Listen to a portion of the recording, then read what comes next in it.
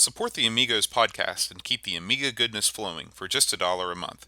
Visit our page at patreon.com/AmigosPodcast.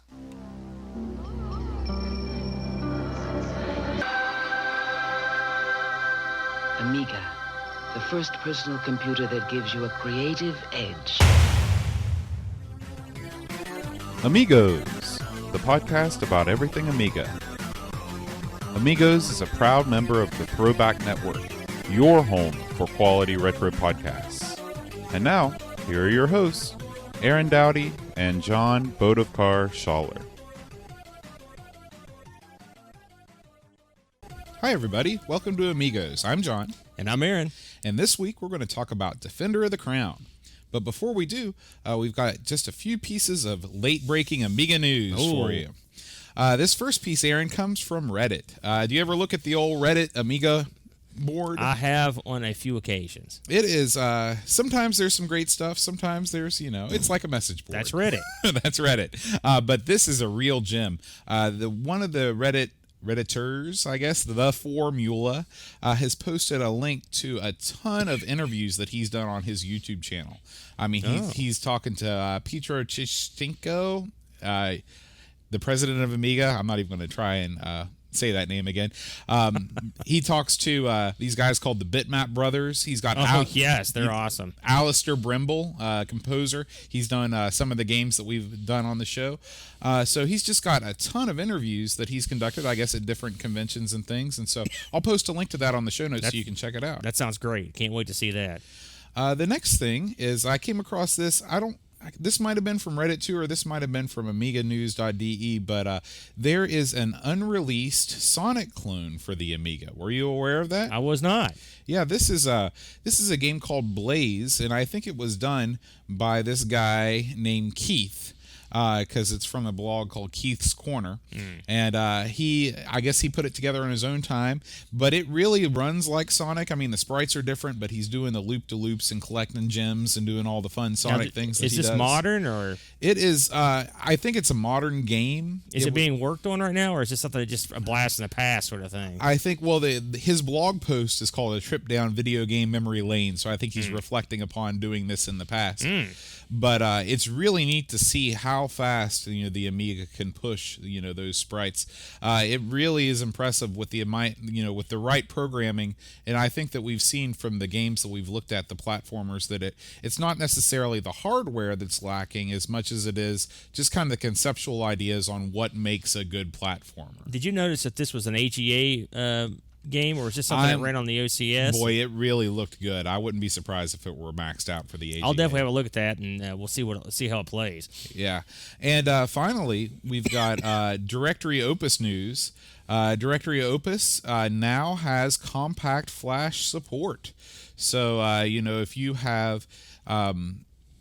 have some sort of corrupt file or whatever, now that this has compact flash support, you can do your backups much more efficiently. Yeah, I'm glad you brought this back up. I think we briefly touched on it a week or two ago, but that's a real big stride for Directory Opus. It's already a robust program, and I know I run a compact flash card on my 1200. Anything that helps, it's a great thing to happen. It's great to see that Directory Opus is still getting worked on. Absolutely. Well. Now, Aaron, you've got some news for us. Sure. I'm sure anyone that follows the Amiga community closely may be aware of this, but just a few days ago, Cloanto released the newest version of Amiga Forever, which is Amiga Forever 2016. New for this year, there's a new user interface with high DPI display features, 4K density and beyond, and multi-monitor. Wow.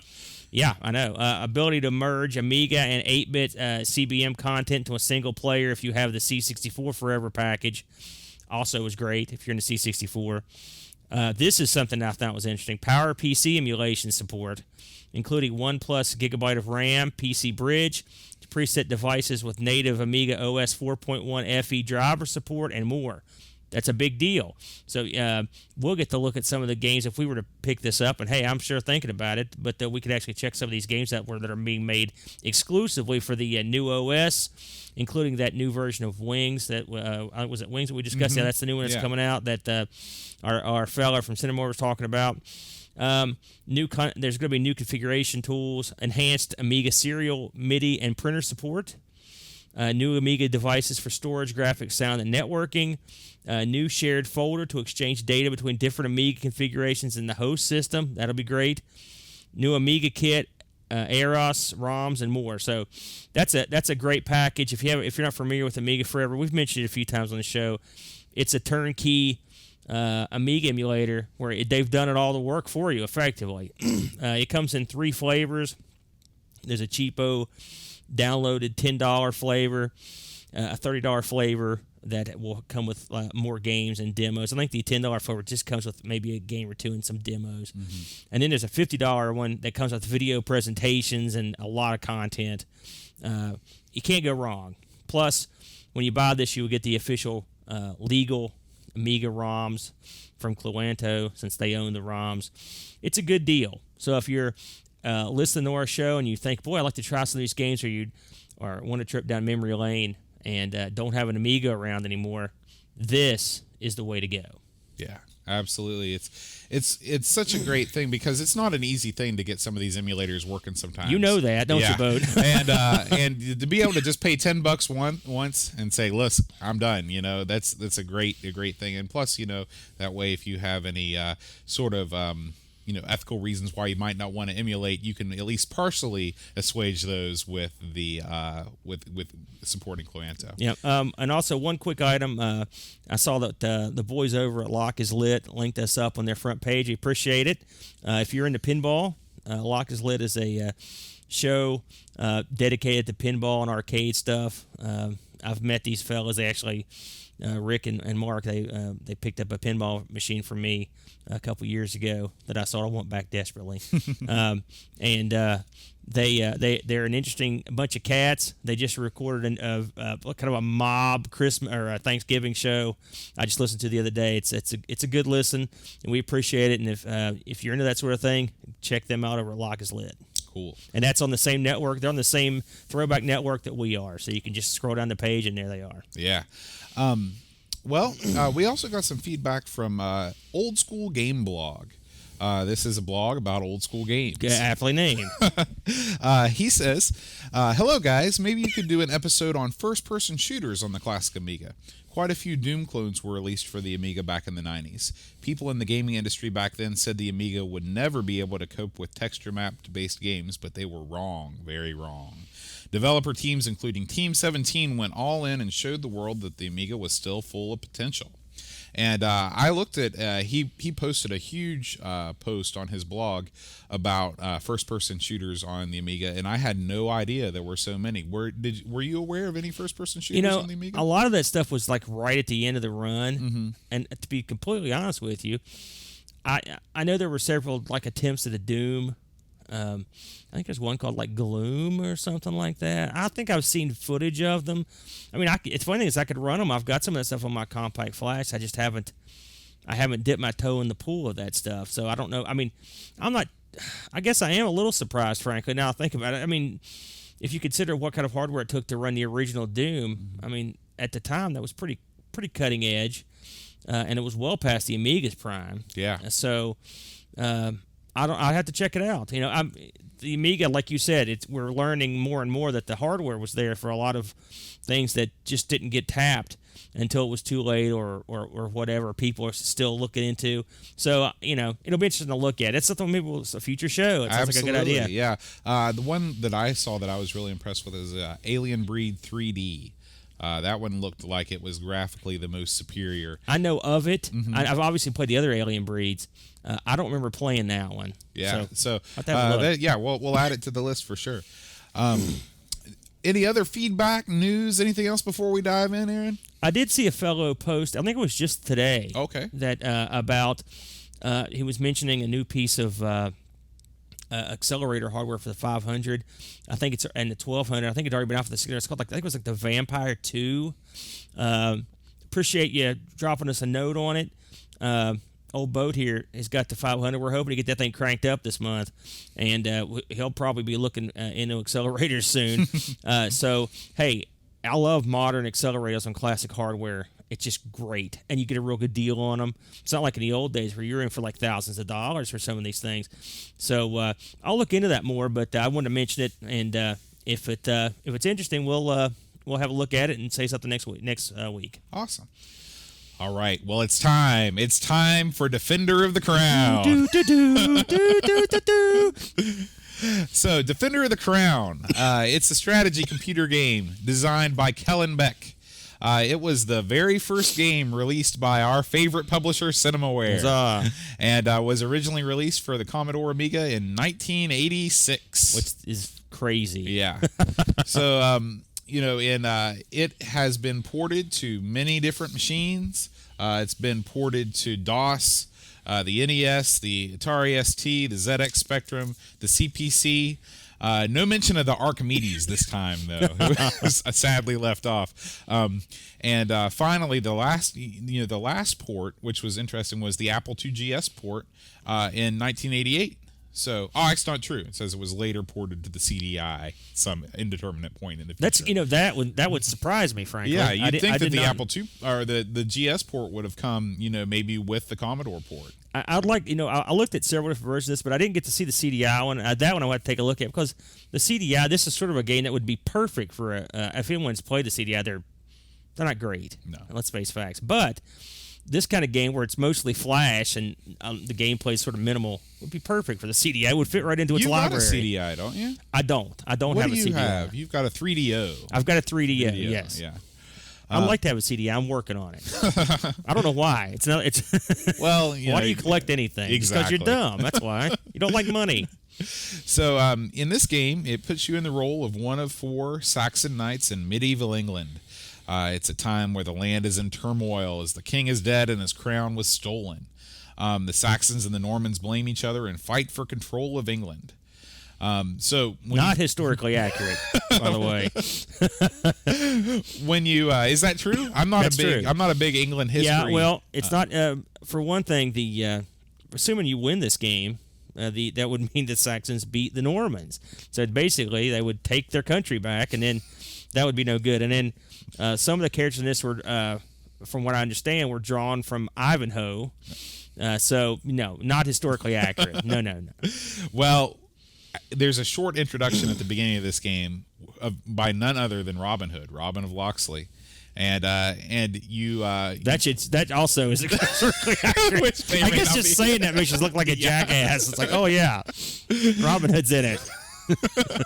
And he flies, But so after the introduction, and this is, it's quite an introduction. The spectacle of this game is just, it's really unbelievable for 1986 that the games could look this good. It's baffling, yeah. So you start out with a single castle and 10 soldiers at your command, and from there you slowly lose them all until you die. That's how I play it. Yeah. But theoretically, you build your army, you control, you take control of additional places, and eventually you beat everybody else and you emerge victorious. This is also a fantasy. It's funny. I was watching. We've talked before. I've not beaten this game, embarrassingly. And I'm watching these playthroughs, and people are just buzzing through it in 25 minutes. It's how is this happening? Yeah.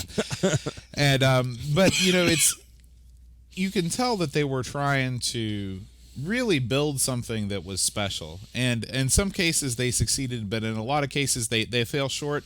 And the more I read about this, the more it seems like the developers even knew at the time they were having to make cuts that they weren't ready to make just to get this game out in time. Well, this game was originally. Oh, sorry. This game was originally with was being developed by somebody else. When they kicked this thing into production, there were 2 games running. I think one was SDI, the missile, that missile game SDI, and the other one was this one. And the same people were doing both.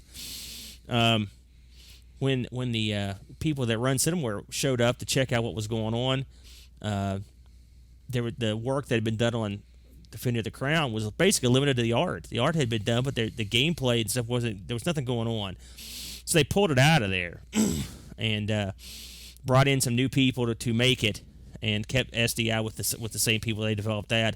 So Defender of the Crown was troubled right out of Jump Street, and then since it's Cinemaware's first title, they were under the gun for money. And so they had to hit the gas and knock this thing out as quick as they could, and they basically killed themselves to get this thing out. They were lucky. They had an excellent artist. The art director was a fellow named Jim.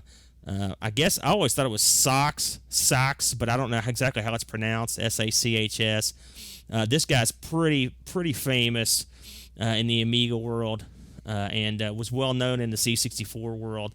And his art direction. Now there were 7 artists on this, so he wasn't the only guy. But these guys were cranking out top shelf art. And it's one thing when I looked through all the different ports of this, the art was almost always the same pieces of art that were in it. They would just be up-res or down-res. Yeah, exactly. Yeah. And the art was spectacular. And there's a reason they'd kept it, you know. So, and the art is a big part of this game. Yeah. You know, and so so with Sachs, you know, leading the way. They produced all this great art, but if the company couldn't, if the developers couldn't do it, put a game around it, they were screwed. So eventually they put something out, like you said, they didn't quite get everything they wanted in. I think that's where you were going with that. But they got enough. Yeah, and I mean, there's all kinds of different. You know, this game is basically made up of little mini games. You know, in addition to fighting for territory, which sort of happens automatically. You see it on the map screen. There's tournaments where you can joust. You can raid castles, you know, and try and get some treasure. You can rescue damsels in distress. And you can also use a catapult to lay siege to castles. So there's a lot of really cool mini games that are in this thing. This game sort of set the precedent for what Cinemaware games would be like for the most part. I mean, if you look at a lot of Cinemaware games, this is what they are. It's a cinematic sequences blended in with mini games. You know, Three Stooges did it, Rocket Ranger did it, It Came from the Desert did it, and this did it. You know, and many more. It's a good way to go because it lets you keep the gameplay there, plus make it more movie-like. And really, I don't think anyone did it like this before that. So it was a good angle. You know, it sort of reminds me of if you've ever played the game series, Summer and Winter Games. There's like 10 mini games, but they also had an opening, closing ceremony, stuff like that. This was just like the natural progression of that. They just added, you know, an intro and in between parts, you know, and it worked out well. Yeah, that's a great comparison. the Summer and Winter Games. That's what it reminds me of, sort of. Yeah.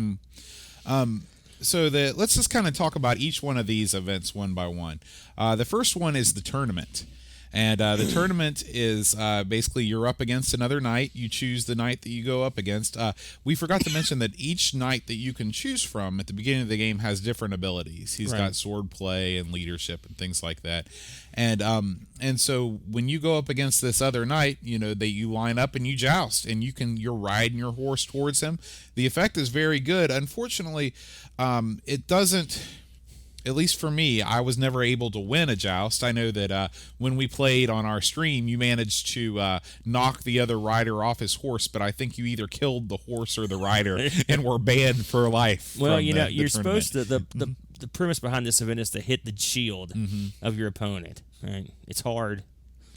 It's funny. I read that in other versions. It's funny, the Amiga version of Defender of the Crown. That's the one everyone talks about, but pretty much in every other version, they've made the gameplay better all around. And in this event was one of the ones they focused on because it was so hard to control on the Amiga version that they tweaked the heck out of it for the PC version, or the the other versions that came out. Even the NES version was tweaked to make it easier to do. Amongst ones we're going to talk about also is when you're raiding the castle and or saving the damsel, and you have to do the sword fights. Like you said, your philosophy on it was just to just kill the button over and over. The mouse button. You know, they also tweaked that one as well. You added, I know that in the NES version they added a parry, and probably in some of the other ones too. Yeah, there's a lot of room in that sword fighting area for improvement because just going in there and just smacking around your sword, no one in their right mind would sword fight like that. It's like a, hyperactive, caffeine drinking cokehead. Right. So you've got that. We just talked about the when you go and raid the castle or you rescue the damsel. There's also the siege, which you approach the castle with the catapult, and it's you're basically pulling back the catapult a certain amount to knock down the wall well enough to light you throw in the. How does it work? Explain it to me. See, this is it's funny because I played a lot of this. Actually, I played two versions that lead up to this. I played a lot of the CD32 version, and I thought this is great. This is running great. This is playing great. When you play the original Defender, amongst the other changes is in the CD32 version and presumably the other versions, you would knock down the wall enough to where you could launch the fireball in, and what you're doing is you're setting their castle on fire or their keep, and you're killing people. Right? That's the point because it's a siege. Well, for budgetary reasons, they didn't finish Defender of Crown on the Amiga to the point where you could actually pick up and use the firebomb. Oh, they're on the screen. Right. We saw them on there, and we couldn't get to them. You could knock the wall down and do damage, but you couldn't actually launch the fireball. On the CD32 version, it's very gratifying when you all you have to do is knock the very top chunk of the wall out, right? And then take your catapult full blast on the fireball, and it launches it in there. And after you launch 2 or 3 of those, you can see the castle burning. Like you can see fire, which is awesome. Yeah. And then when you go to actually siege the castle, they don't have as many troops. You've burned a bunch of them up, So, but it didn't make the cut in the Amiga version. Again, they were up against the wall financially, and they had sort of an artificial timetable to release this that they stuck to, and they did get it out when they wanted, but at the cost of scenes, and that's one of the things that they lost. The part where you're building your army and you're doing these territorial battles, that was probably the most confusing part to me because I was never sure how many soldiers I needed to go out and fight, how many soldiers I needed to buy, and how the battles really work. Do you have any insight into how that works? Well, I'll tell you, we're both board gamers, Boat. I'm assuming you at some point have played Risk. Yes, absolutely. It's said that this game is like Risk with extra stuff. Believe it or not, I've never played Risk. Really? Okay, so I don't know much about it. So you may have some more insight there than I do. But apparently that's what they've sort of borrowed Risk to insert it into this game. The others, maybe that's why I stink at it. If there's rhyme or reason to it, I don't know what it is. I usually get slaughtered. Yeah. You saw me play. I had a real good run, and then I got crushed. Yeah. So, but I think that this game, it definitely, for all its faults, you should play Defender of the Crown if you haven't and you're an Amiga fan. Because it's a landmark release for the platform. It's a landmark release for home video games. It is. For me, it all comes back to the art. Don't get me wrong, the music's also quite good. The opening song is tremendous. You still hear it. That beautiful song that comes on as the credits roll out. The art director, though, top shelf. He did a great job. The artist did a great job. I heard there were from what I read, there was tons of art that just got trashed. They made tons of great art. Like I said, Jim. I guess I'm going to say Jim Socks, but I don't know exactly how it's pronounced. This guy had a rep coming in. He had done a demo on the C64 called the Time Crystal demo. If anyone in the audience had a C64 and had access to BBS or something like that, this thing was everywhere. Even I saw it, and I wasn't a C64 guy. It was an awesome time travel game that was envisioned. You couldn't do anything, but it was awesome looking. And this guy he just picked up a C64. He learned how to do his work, and got himself hired on by him as a developer with Amiga, just on the sheer basis of his talent. So, and it was out here to shine. He assembled probably a good group of guys. Like I said, he was the guy that was the lead artist, and the art in this is top shelf. All the beautiful pictures, the way it's animated. If you play I went through and played several different versions and looked at them, and the CD32 version is just so good. It's so good. It's so beautiful. And it's got so many more flourishes than the Amiga version had, with the shadows and stuff. The Amiga version, as good as it was, this is AGA'd and beautiful and just looks awesome.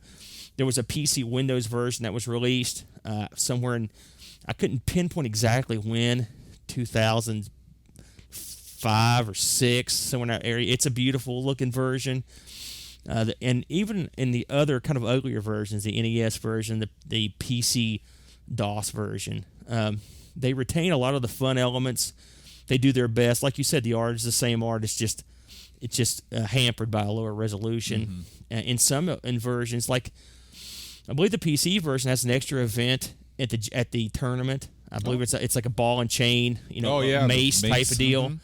And so that's cool. So I don't know what other extras there are on those, but this is the kind of game where the sum of the parts is worth more than the whole package is worth more than the sum of the parts. Yes, there's some mini games they range from meh to okay, but when you put it in the beautiful package with the music, the art, it's a historical game. Yeah, yeah, and still sort of fun. And that just it's all the more reason to if you're into this, to pick up that big box version that's coming out from Cinemaware, because maybe they have some of that art in all the materials. They do, and things like that. They do. I actually, as you should mention that, I did a price check, eBay. These are all in U.S. dollars, and this right here tells me get the Cinemaware version, right? Okay. The small box version I saw going for like low money, but it looks like crap. It's tiny. The big box, the bare minimum I saw it going for was $44, and I saw a newer version of the one that looked mint going for almost $100. And if you want the Defender of the Crown 2, which is the version I was talking about for the CD32, which basically just an enhanced Defender of the Crown, that's up in the $200 range. Wow. Now, if you get the version that Sven was talking about, I think it was $44. It's a steal. Yeah, because you're getting every single version plus the manual plus the postcards. And we're not. Trust me when I say we're not getting any money from Cinemaware. This is a steal. Yeah. And I'm going to buy the hell out of it. If any reason, there's postcards of the pretty girls, but you didn't talk about that. Oh yeah. That one thing this game has is a love interest, and I think the Amiga version has 3 different girls that you can rescue, and this was actually something they put in there because they thought these old movies always had a romantic element, and this was very popular. You can go in, you rescue the girl, and then there'll be some verbiage. You spend months together, and one night she comes to she comes to you, and there's a scene where there's shadows, and you see them embrace, and it insinuates that you're hooking up with this chick, and then she's with you for the rest of the game. The funny thing is, I was watching the C64 version of this, and from what I could tell, she just basically hooks up with you right on the spot, and she actually takes her clothes off, and they show a scene where her robe drops off. And that's not in the Amiga version? It wasn't in the original Amiga version. At least I never saw it. Yeah, I saw an animated GIF of that, but I never saw it in the Amiga version. I just assumed that was so. It's just in the. Yeah, it was in the. I was watching a playthrough. A little and I was bit more like, risque. I was like, holy smokes! This chick just got naked, and apparently she just drops her right there on the spot. Right. So I guess, now that's brazen. You rescue a chick, and you just do her right there in the castle where she was held. That's what I call gratitude. But apparently the romantic element was very popular. One of the reasons that it sold so well was just the fact that people dug that. Hey, let's be honest. There's a lot of teenage boys kicking back at the pad, and they're hey, they like chicks. The chick was rendered beautifully. I think other versions had more or less girls, so which I thought was interesting. I looked up the sales figures on this, by the way, before I forget it, and it was ludicrous. What this thing sold. In the first year it was released, 86. Right? It at the end of the year it had sold 20,000 copies. That doesn't sound. I mean, that's a lot, but you've got to consider that at the end of 86. There were probably only 100,000 Amigas in existence. Right. So 20% of people on Earth bought this, and Lord knows how many pirated it at that point. And it went on to sell 250,000 copies. So, yeah, when you think about the total number of Amigas sold, a high percentage of those had Defender of the Crown either legitimately or illegitimately. Yeah, for sure. yeah. I didn't get a chance to look at the Game Boy version.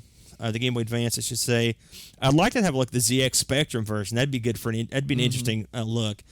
They released and Sven sort of mentioned this in our interview. They released a Defender of the Crown It was called Robin Hood, Defender of the Crown in 2003 for the PS2 and the Xbox and Windows. I didn't know there was an Xbox version. I have to look around for it. Right. I heard this was not good. Mm-hmm. Did you ever play it? No, but I remember the reviews not being kind. Yeah. They have apparently released other versions over the years. There was something called Defender of the Crown Heroes Live Forever that was released in 2007, and it had additional stuff in it. And, of course, the newest version, which is coming out, which is the one that Sven was talking about, which is just a super-duper collector's remastered edition. And I'm sure this, much like Dragon's Lair or some of the other super classic Pac-Man, they'll be released probably into infinity because of their popularity. Right. So, but the sheer numbers it sold, the sheer popularity, the fact that we're talking about it now, it's a landmark game. Yeah. Well, that ends our memories of Defender of the Crown. We don't have a high score this week because We both have low scores. Yeah, we just The score that England is not with the Saxons. Okay, I can assure you, no one needs to panic. But we are going to start something kind of special. It's going to run through this next month or so. Aaron's going to tell us about it. Oh yes, I was thinking randomly as I was driving. I drive a lot in my job. That I remembered a very special time when I used to get together with a buddy of mine, and we would sit in his basement and play music on the Amiga and sit around and talk. It was one of my favorite memories involving the Amiga and computers, and I thought it would be neat to get some input from you guys, the listeners, about your special memories involving the Amiga, or really, any old computer, the ST or anything. If you have a nice memory attached to it or something interesting to share, here we are at the end of the year. You get kind of retrospective on this stuff, and we can't go back and have a year in review for Amiga because it'd be, it's still old. That's Right. pretty much the only thing. But what would be nice is just a look back. Maybe it's back in your childhood. Maybe you discovered the Amiga later on, but some fond memories you've had. And if you want to record a little MP3 or something like that, send it our way. That'd be great. If you just want to type something up, that'd be great. Maybe we'll read it on the air and play a few of these things on the air over the next couple shows. Yeah, in fact, what I thought we'd do is maybe just collect these over the next month or so, and then when we have a special Christmas episode, we'll just air all of them that we get. Sounds great. So if you've got something that you'd like to play, don't be shy.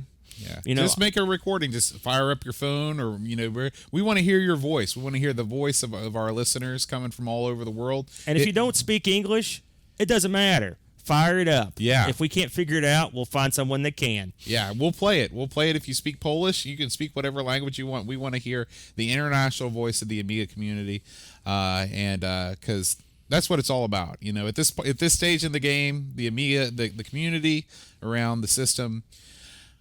I don't know where I'm going with that. Well, it's the way I look at it. One thing I love about the Amiga community, for me, I love the fact that it's the entire globe. Right.